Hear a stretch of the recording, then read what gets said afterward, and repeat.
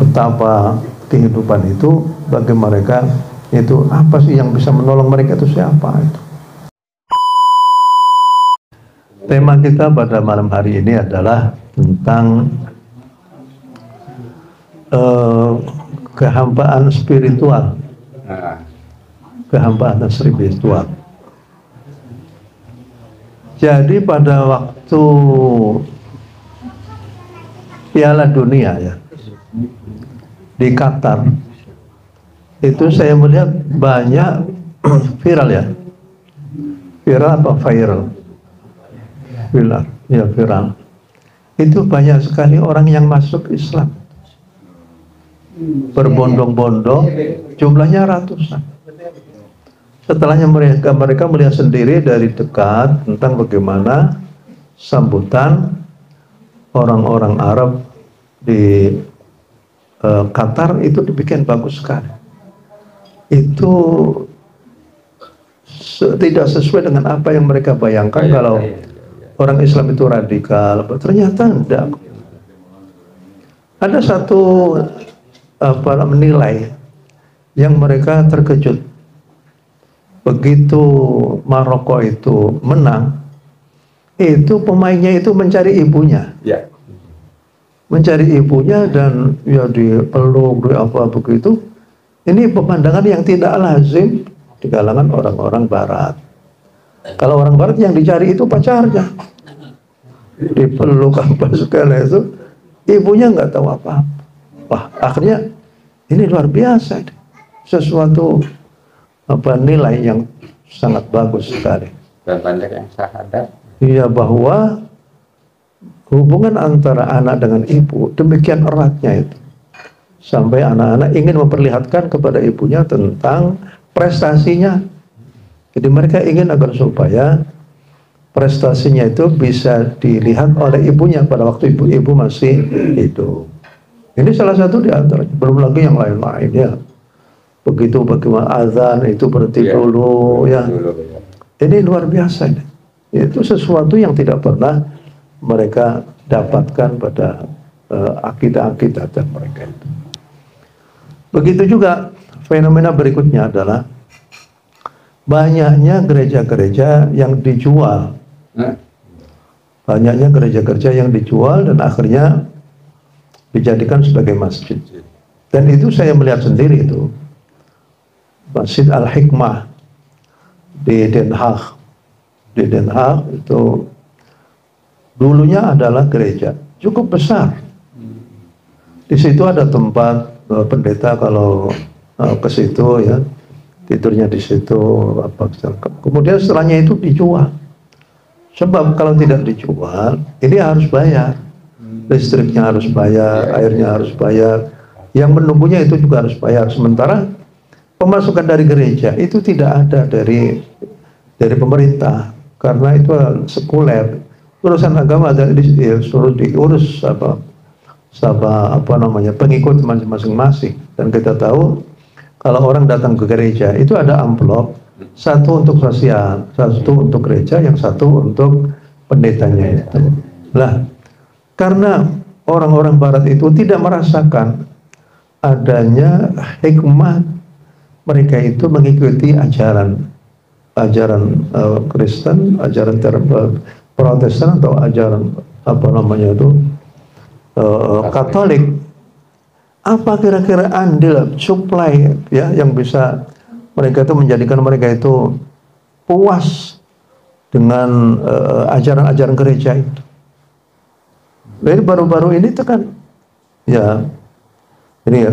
Dan selanjutnya juga di Australia juga melihat begitu, ya di Jerman juga begitu juga di mana-mana itu.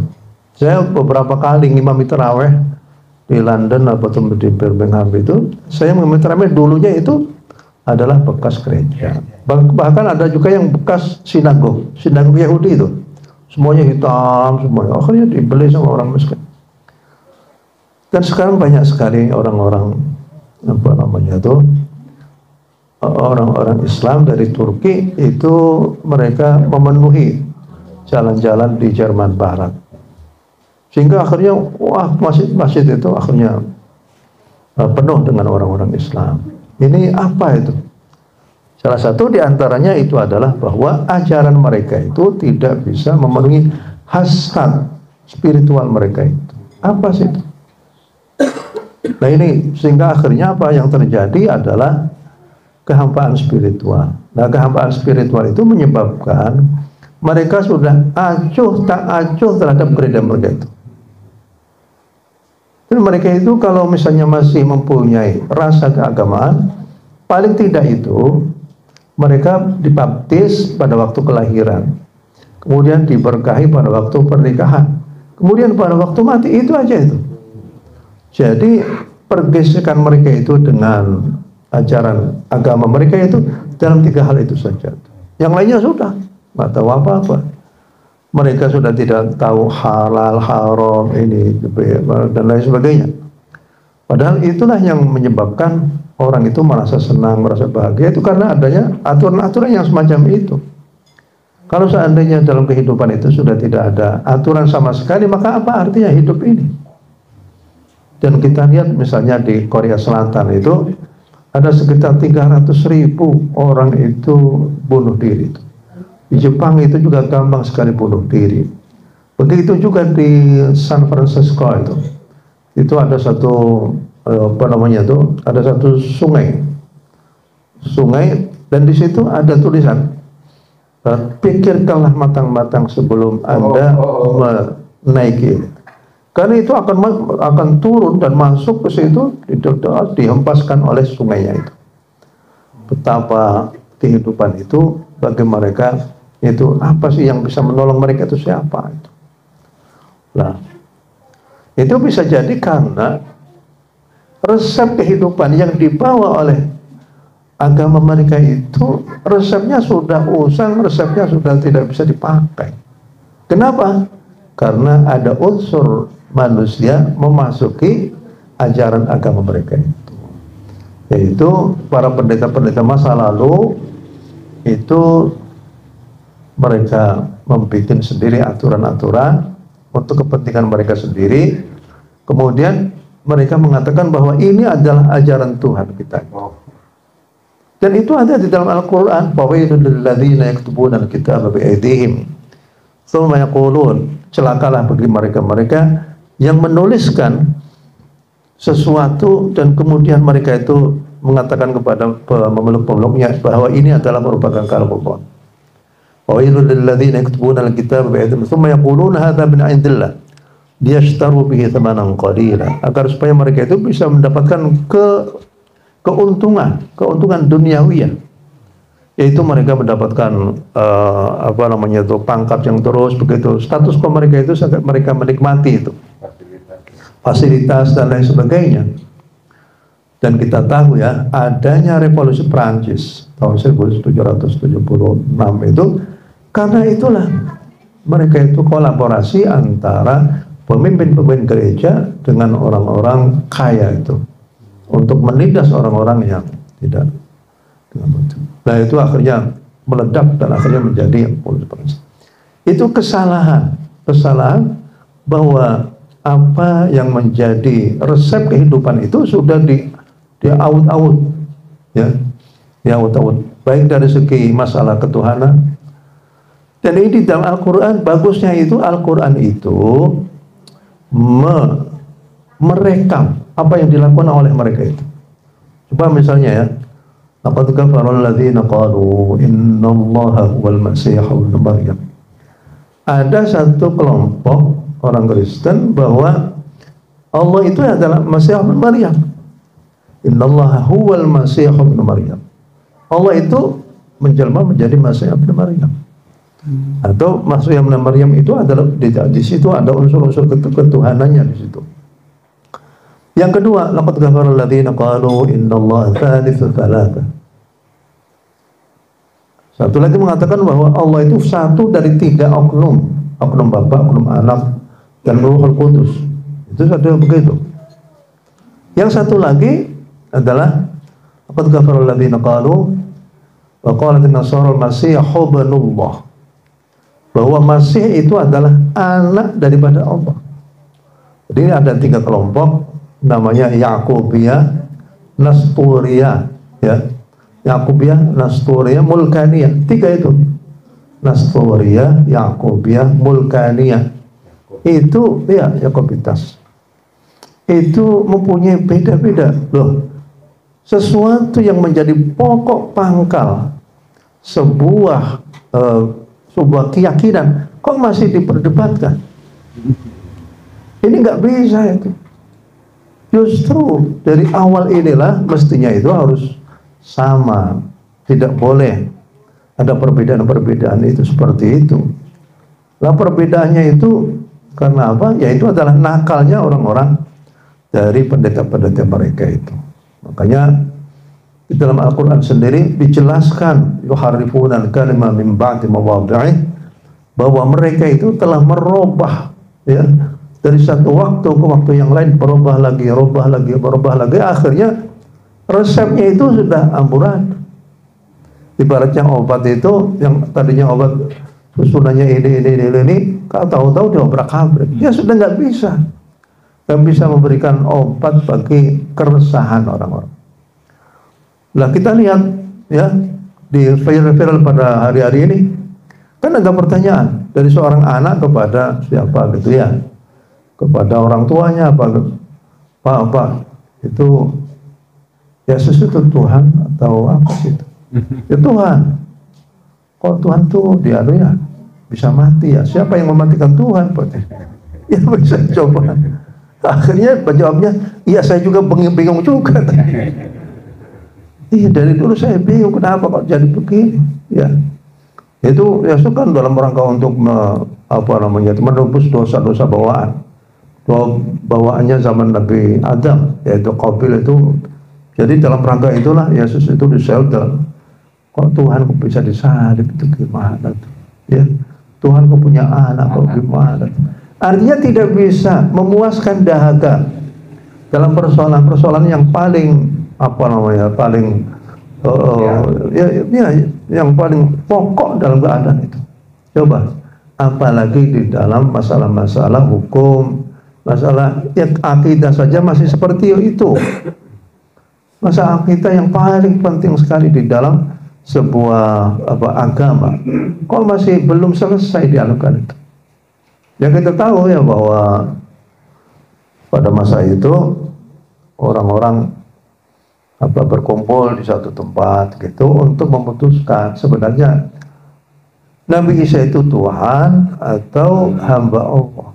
Itu pernah diseminarkan, diundang semua seluruh gitu. Ya terus keputusannya apa? Keputusannya seperti ini. Ya.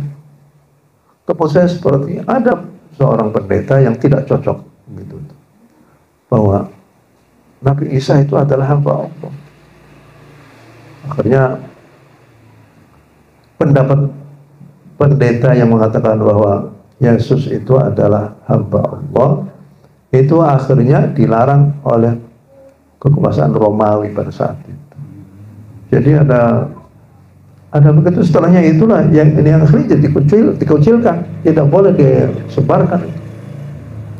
Ya, jadi itulah ya, sementara di dalam agama Islam ini semua hal-hal yang berkaitan dengan ketuhanan itu mantapnya luar biasa dan bisa diuji baik dari segi logika ataupun dari segi kesejarahan. Ini luar biasa. Jadi saya lihat ya, kita lihat bahwa yang banyak masuk ke dalam agama Islam, banyak di antara mereka itu orang-orang ilmuwan yang terkemuka. Coba, siapa yang tidak percaya kepada siapa yang sudah masuk ke Islam itu ya, jadi Yusuf siapa yang bagian apa orang-orang yang apakah orang-orang yang bergerak dalam bidang seni ya, Yusuf Islam dulu ya, dari begitu juga Maurice Bucaille ahli dalam bidang fisika dan sebagainya, menulis tentang bagaimana sih fenomena ilmu pengetahuan sains dan teknologi di dalam Al-Quran, Bible, dan satu lagi di dalam Taurat, Bible, Quran. Ternyata Al-Quran itulah yang paling sesuai dengan apa yang dia ketahui dari ilmu sains dan teknologi. Dokter juga. Itu jadi orang-orang. Dokter juga kan? Ya. Dokter Kristen banyak. Nah, jadi apa namanya tuh banyak sekali. Yang justru masuk Islam itu banyaknya orang-orang yang bukan kaleng-kaleng, bukan. Ilmuwannya. Tapi adalah orang-orang yang berbobot ilmiahnya itu. Yang katanya Tyson itu masuk Islam, benar nggak tuh? Muhammad Ali masuk Islam, orang hebat-hebat itu. Mereka berpikir cemerlang. Artinya mereka masuk Islam atas dasar ya pengujian semua yang dilakukan. Ya.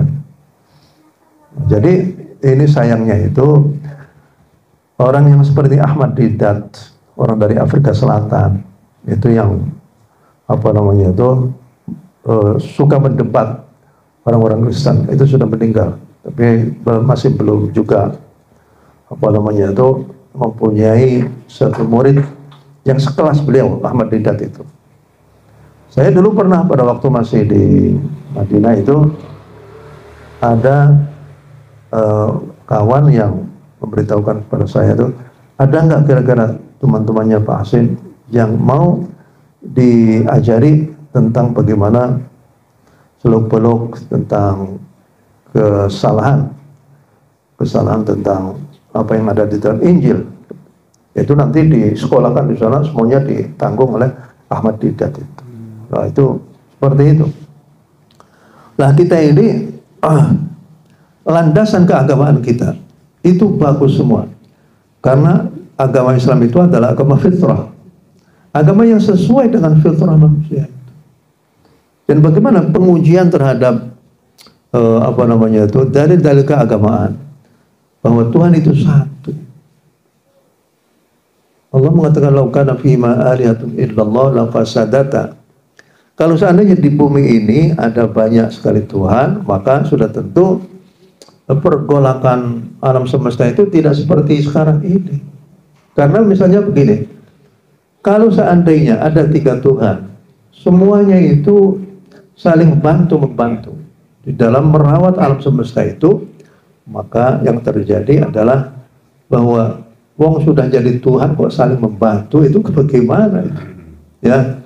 Kalau seandainya yang satu itu merobohkan, yang satu membangun, maka sudah tidak ada lagi keteraturan di bumi ini. Lafaz saja, subhanallah. Ini satu apa namanya itu, bagaimana Al-Quran itu memberikan satu hujah-hujah, alasan-alasan kenapa Tuhan itu harus satu. Yang kedua, kalau seandainya ada seorang budak belian, itu mempunyai banyak sekali tuan-tuan majikannya itu. Maka ini majikan ini memerintah seperti ini. A, majikan ini yang kedua minta B. Bukankah ini akan menjadikan orang itu, budak itu akan menjadi kacau? Saya harus menurut mana itu? Ini apa buat ini? Maka yang saya harus merupakan satu. Satu itu adalah angka yang bisa menelurkan angka 2, 3, 4, 5, 6, 7. Itu angka 1 itu. Ya. Jadi ini dilihat dari segi alasan-alasan apa logaritma atau apa begitu ya. Itu sangat sekali. Satu itu haruslah Tuhan yang selalu ada. Sebelumnya yang ada. Tuhan yang selalu ada, sebab ketiadaan itu tidak akan bisa mengadakan yang ada itu. Maka sesuatu yang ada karena diadakan oleh sesuatu yang sudah ada. Sesuatu sudah ada itu yang terus-menerus ada. Itulah yang menyebabkan seperti ini. Nah, itu apa namanya itu dalil-dalil akli dari oleh karena itulah maka ayat-ayat suci Al-Quran itu semuanya dipenuhi dengan hal-hal yang berkaitan dengan kebenaran agama Islam, kebenaran bahwa Tuhan itu satu, sifatnya begini-begini ya. Jadi kita harus bersyukur ya bahwa kita mempunyai pegangan yang sangat kokoh dan kuat sekali terhadap itu. Dan untungnya lagi ya, perdebatan-perdebatan yang semacam itu diabadikan oleh Allah di dalam Al-Quran Al-Karim. Di mana Al-Quran Al-Karim itu sudah tidak ada yang salah. Tidak ada yang salah. Karena Allah sendiri yang menjamin tentang kebenaran Al-Quran. Bahwa kalamullah yang ada ini adalah betul-betul kalamullah yang orisinil. Allah sendiri yang menjaga keutuhan daripada autentika, keaslian daripada ini. Kemudian dibantu, atau bukan dibantu ya, artinya Allah itu mentakdirkan banyak sekali orang-orang yang berkecimpung dalam dunia tahfidz Al-Quran Al-Karim. Inilah yang menyebabkan Al-Quran sampai sekarang itu tidak ada satu kalimat pun, apalagi kalimat, satu huruf pun yang tertinggal, nggak ada itu. Karena satu bacaan itu diriwayatkan oleh ini orang ini dalam jumlah ribuan. Yang bisa membaca Al-Fatihah itu para sahabat itu ribuan. Begitu juga dengan surah Al-Baqarah dan lain sebagainya itu, sehingga akhirnya kita yakin bahwa apa yang kita baca itu adalah betul-betul kalamullah. Ya, berbeda dengan kitab suci yang sebelumnya itu diserahkan kepada Allah, diserahkan oleh Allah kepada pendeta-pendeta mereka. Maka pendeta itu sekarang PDW, ya, semaunya sendiri berbuat ini, berbuat ini. Ini merupakan kejahatan akidah, kejahatan yang berkaitan itu jauh lebih parah, ya. Lebih parah. Fawailul lil ladzina yaktubuna al-kitab.